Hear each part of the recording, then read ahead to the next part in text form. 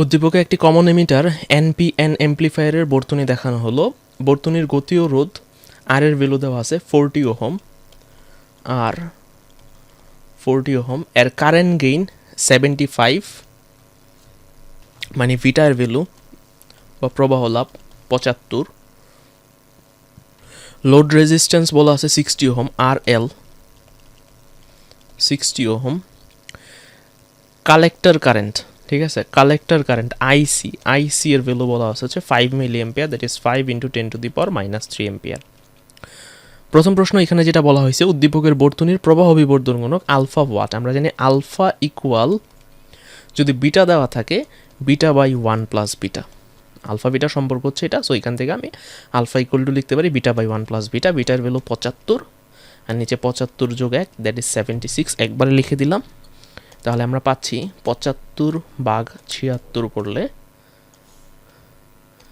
0.9868, 0.9868। এটা হচ্ছে আমার আলফা বা প্রবাহ বিবর্ধন গুণকের ভ্যালু। আমরা চলে যাই পরের প্রশ্নে। উদ্দীপকের বর্তনী থেকে 100% ভোল্টেজ গেইন পাওয়া সম্ভব কিনা।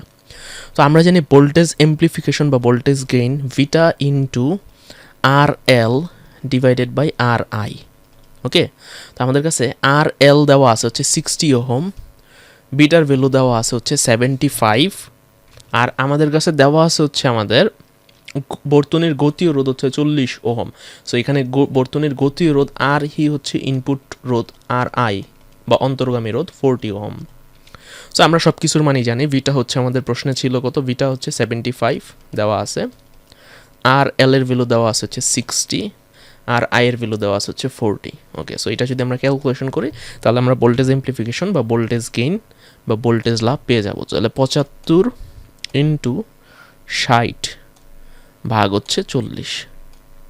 সো এটা ক্যালকুলেশন করলে আমরা পাচ্ছি 112.5। তাহলে 112.5 হচ্ছে আমাদের ভোল্টেজ গেইন। আমাদের প্রশ্নে বলা হচ্ছে উদ্দীপকের বর্তনী থেকে 100% ভোল্টেজ গেইন পাওয়া সম্ভব কিনা। হ্যাঁ, উত্তর হচ্ছে আমরা 112.5 ভোল্টেজ গেইন পাইতেছি, তাহলে 100% পাওয়া সম্ভব।